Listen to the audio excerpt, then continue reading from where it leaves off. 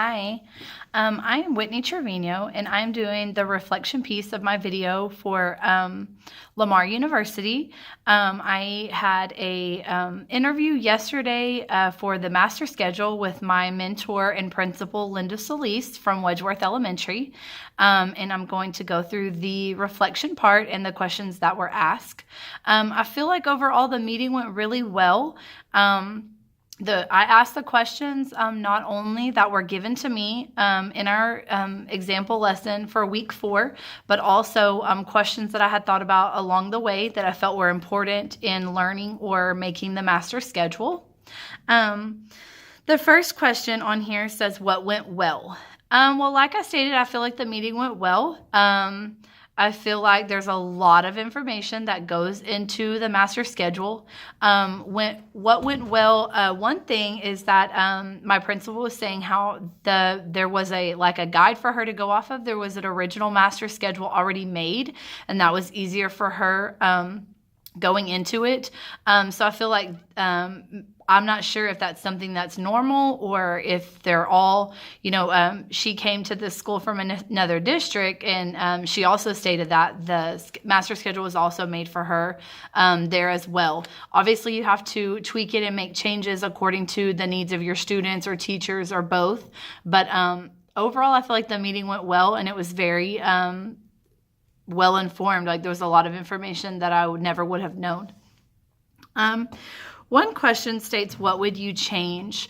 I don't think that I would change anything specific. I think I would change maybe asking a few more questions. It's hard to think of questions that you feel that are going to be important until, she's talking about something, and then I think of something along the way. One question that I did think about that I would have wanted to ask was, how do you know so according to the class size was 22 to 1 for kindergarten through 2nd grade and up to 30 to 1 for 5th grade. That's by state standards. Our district likes to do 25 to 1.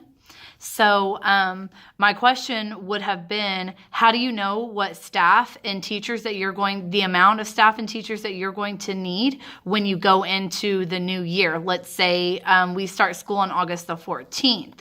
So in July, how would you know the amount of staff that you're going to need for those classes?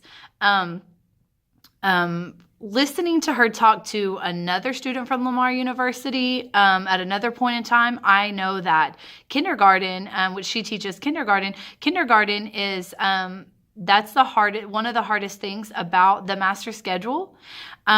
You have to really plan and project those numbers ahead of time, not knowing how many kindergartners you're going to have. Our school right now has 660, 662. It's been changing weekly. Last year we had 680. We were projected to have a lot less students, but we didn't. We ended up with almost the same amount. So I think I would have wanted to know, how would she know how many teachers to hire.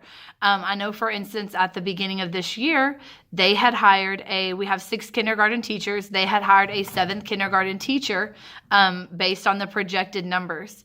Going into the year, maybe 2nd day, 3rd day of school, the class did not make, the size did not make. So that teacher had to move to another school. She obviously still kept a job, but she had to move to another school. I think things like that as an administrator would be very hard. You start building those relationships with people, and then there has to be that conversation like, hey, we don't have enough kids to move forward. So I think I would have wanted to find that out a little bit more from my principal's perspective on how they know if it's based on the state or the district of how many staff that they will need. Okay, it says, what surprising information was revealed through this experience? There was nothing shocking to me from this interview. The only thing that I felt like was a little surprising was I had asked her one of the hardest things about making the master schedule, and what I thought that she would answer was the different clusters of special education, dyslexia, speech, all the different pull-out programs that we have on our campus, because our campus is dual language, and we have a lot of at-risk students on our campus. So that was kind of surprising to me. I thought she was going to say that that was one of her most difficult things about making the master schedule.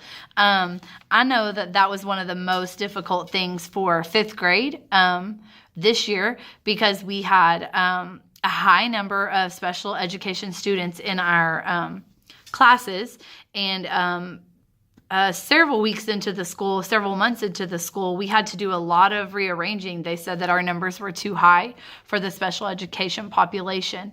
So I feel like for me, that would have been one of the major things that would have taken more planning and thought.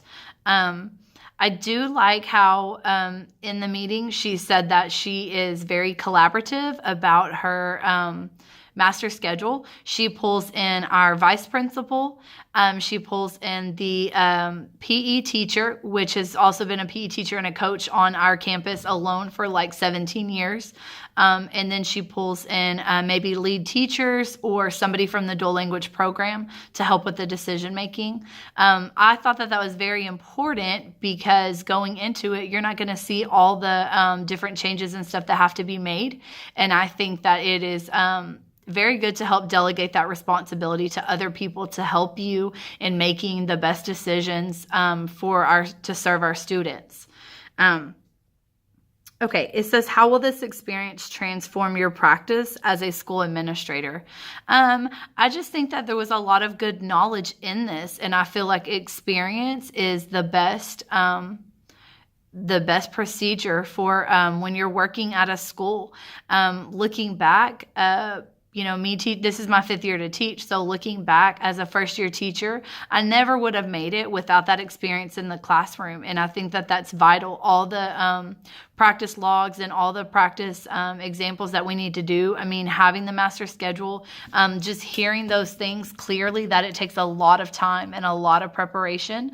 I think that as an administrator, that is why they work so hard and are so try to be so detail oriented, because they don't want to make mistakes. And everybody makes mistakes. It's not about that, but it's about learning from those to create the best environment for our staff and for our kids on the campus.